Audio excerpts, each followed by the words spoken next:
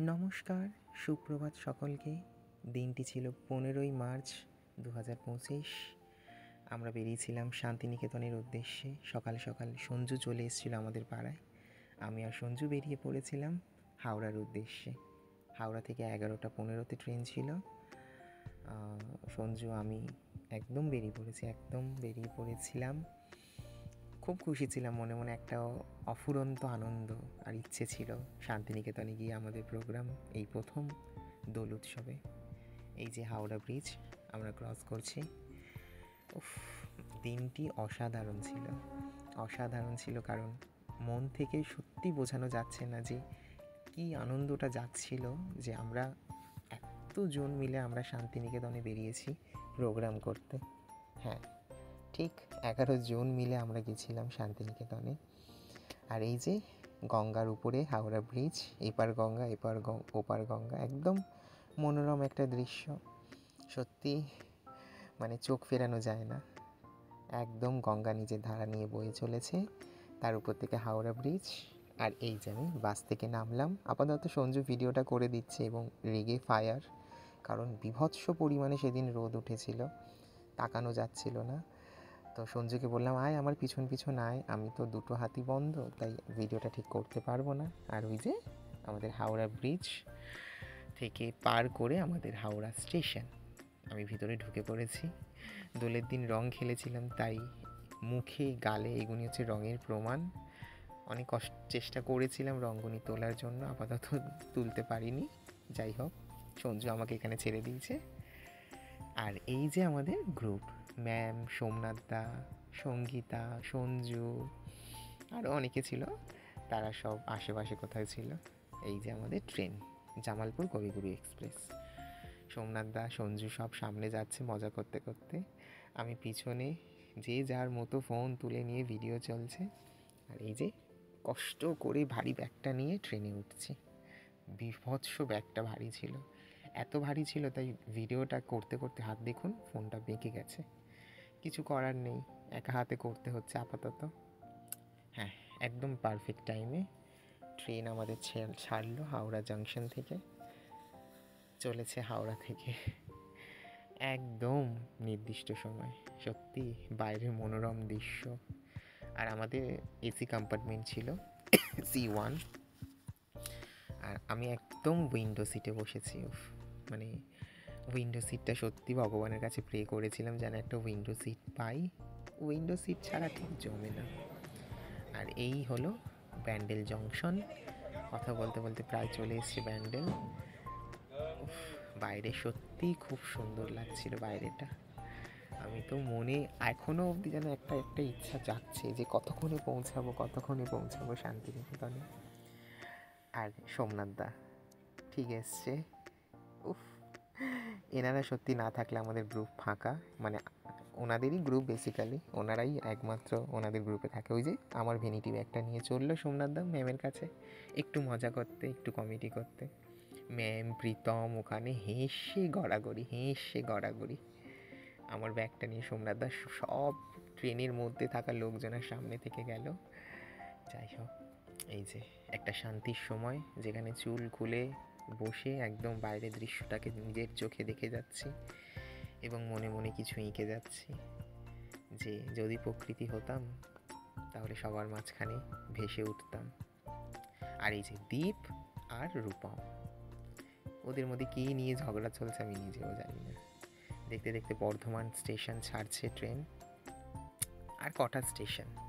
আর এই যে সামনের বাচ্চাটি শুধু উঁকি মারছে আমার দিকে, খুব সুন্দর বাচ্চাটা, কথাও বললো আমার সাথে। আর এই থেকে থেকে ট্রেনটা হঠাৎ দাঁড়িয়ে পড়লো গুশ করা যাওয়ার আগে। কি বলুন তো, মাঝ রাস্তায় ট্রেন আটকে যাচ্ছে আর এদিকে আমাদের মনে একটা, মানে কি বলবো, আমাদের কন্টিনিউয়াস চলছে। আর এই যে ঘরটা ভাঙা ঘট, শুনেছি দ্বীপ ভেঙেছে, যদিও বা আমি দেখিনি, তাই আমি দ্বীপকে বললাম এটা তুই মাথায় করে নিয়ে যা। কি হবে ভাঙা ঘরটা নিয়ে বলুন তো, দেখা যাক, প্রোগ্রামের স্পটে নিয়ে যাওয়া হচ্ছে, যদিও বা ঘরটার দ্বারা বোধহয় আর কিছু হবে না, তাও দেখা যাক কি হয়। আর আমার হাতটা দেখুন, ওই ওয়াশরুম যাওয়ার সময় এই দরজায় চিপা লেগে রক্ত জমে গেছে, খুব ব্যথা করছিল। কি হবে, যাক দেখা যাক কি হয়। আর কথা বলতে বলতে আমাদের প্রায় ডেস্টিনেশন চলে আসছে। শান্তিনিকেতন ক্রস করে আমাদের ট্রেন চলেছে প্রান্তিকের উদ্দেশ্যে। আমরা প্রান্তিকেই নামবো, ওখান থেকেই আমাদের ডেস্টিনেশন কাছাকাছি হবে, কারণ শান্তিনিকেতন থেকে সোনাঝুরিটা একটু দূরে, প্রান্তিক থেকে মোটামুটি একটু আশেপাশে হয়। একদম সোনাঝুরির সামনেই আমাদের হোটেলটা দিয়েছিল। আর এই যে প্রান্তিক স্টেশন, আমরা নামছি এখন স্টেশনে। প্রান্তিক, খুব রোদ, মানে কতক্ষণে আমরা ওই শেডটার তলায় গিয়ে দাঁড়াবো। সবাই নামছে এক একে, কাকিমা, সুমনা, সঙ্গীতা, দীপ, প্রীতম, সোমনাথ দা ম্যাম, এই সামনে সংলাপ, ও খুব হেল্পফুল, সংলাপ ভীষণ ভালো সংলাপ। আর এই সঞ্জু, সোমনাথ দা সব সানগ্লাস পরে নিচে, এত রোদ, খুব মজা হচ্ছে। স্টেশনে নেবে এবার মানে আরও আরও আরও আনন্দ জেগেছে মনে, যে কতক্ষণে যাব প্রোগ্রামের কাছে। ব্যাস, ট্রেন ছেড়েছে।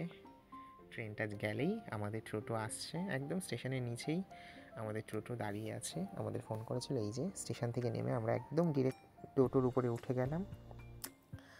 এই টোটো ছেড়ে দিয়েছে। এই যে হোলি খেলা হচ্ছে, যেহেতু 15ই মার্চ হোলি ছিল, তো শান্তিনিকেতনে মোটামুটি অনেক জায়গায় হোলি খেলা হচ্ছিল চারিদিকে। চলেছে টোটো আমাদেরকে নিয়ে, মানে এত আমাদের লাগেজ ব্যাগ ছিল, মানে ধারো বললে বিশ্বাস করবেন না, আমি তো বাবু হয়ে বসে ব্যাগের উপরে পা তুলে রেখেছিলাম। 3টে টোটো ছিল, আমি, দীপ, সঞ্জু, সোমনাথদা ছিলাম, আর বাকিরাও আরও 2টো টোটোতে ছিল। আর এই যে দুই পারে মনোরম দৃশ্য, সবুজে সবুজ ঘেরা, চারিদিকে রিসর্ট, সোনারতরী গেস্ট হাউস আমরা ঠিক ক্রস করেই এগিয়েছিলাম। শুধু হাত দিয়ে দেখাচ্ছি, চারিদিকে রিসর্ট আর রিসর্ট। উফ, সত্যি পাশ থেকে একটা সরু খাল বয়ে গেছে। আর এই যে সব থেকে সেরা মুহূর্ত আমাদের যাওয়ার সময়, হঠাৎ শান্তিনিকেতনের সোনাঝুরি হাট, যেটা আমরা শুনে এসেছি, আমি ফোনে দেখে এসেছি, এই সেই হাট, শালবন, পলাশবন, সব এইটাই। এই যে যাওয়ার সময় এত মজা করছিলাম, সঞ্জু বলে যাচ্ছে 10 টাকা 20 টাকায় হবে নাকি, 100 টাকায় পাঞ্জাবি হবে নাকি, মানে মোটামুটি আনন্দ তো শেষ নেই। মানে আমরা গেছি আনন্দ করতে, প্রোগ্রাম তো অবশ্যই করছি, প্রোগ্রামের পাশাপাশি যেটুকু টাইম থাকে আনন্দের সঙ্গেই কাটিয়ে দিচ্ছি, মানে এক বিন্দু আমরা রেস্ট নিচ্ছি না। আর এই যে এই টোটোওয়ালাটাকে দেখে বলছে যে আমি কালকে তোমার টোটো করে যাব, সঞ্জু বলছিল। আর পুরো মানে এত বড় হাট এটা, মানে একটা মানুষকে যদি ছেড়ে দেওয়া হয় এই হাটে, মানে সেই নতুন মানুষটি বোধহয় বেরিয়ে আসতে পারবে না হাট থেকে, প্রচুর বড় হাট। মানে আমরা যখন গেছিলাম এই হাটটার মধ্যে, মানে আমি যে কতবার যে একই রাস্তা থেকে ঘুরে এসেছি আমি নিজেও বলতে পারছি না। চলেছে টোটো টোটো টোটো, সব নানা জায়গা থেকে লোকেরা ঘুরতে আসছে। তারাপীঠ গেলেও মানুষ এই সোনাঝুরি হাটে ঘুরতে আসে। আর এই যে আমাদের পলাশবনী রিসর্ট, যেখানে আমরা ছিলাম, একদম সোনাঝুরি হাটের পাশেই, একদম হাঁটা পথে 2 মিনিট, মানে একদম জাস্ট এই রাস্তাটা সোজা গেলেই সোনাঝুরি হাট আর এই পলাশবনী রিসর্ট। খুব ভালো এই জায়গাটা, খুব ভালো হোটেলটাও। আস্তে আস্তে আমরা উপরে উঠছি ভারী ব্যাগ নিয়ে, এক হাতে ভিডিও এক হাতে ব্যাগ, বুঝতেই পারছেন সম্ভব হচ্ছিল না। আমাদের 2টো রুম দেওয়া হয়েছিল, 204 এবং 206। 204-এর মধ্যে ছিল ম্যাম, সংলাপ, রূপম, প্রীতম, সোমনাথ, এরা ছিল। আর 206-এ হচ্ছে আমি, কাকিমা, সুমন। ফাইনালি আমরা হোটেলে উঠেছি, পলাশমণি হোটেল, পলাশমণি হোটেল। হোটেলটা খুবই সুন্দর। সুমনা, কাকিমা, আর ওপরে সঙ্গীতা, সব ডান্সার আমরা আজকে চিত্রাঙ্গদার সখীরা, সখীরা এক রুমে, সব আলাদা ওরা পাশের রুমে।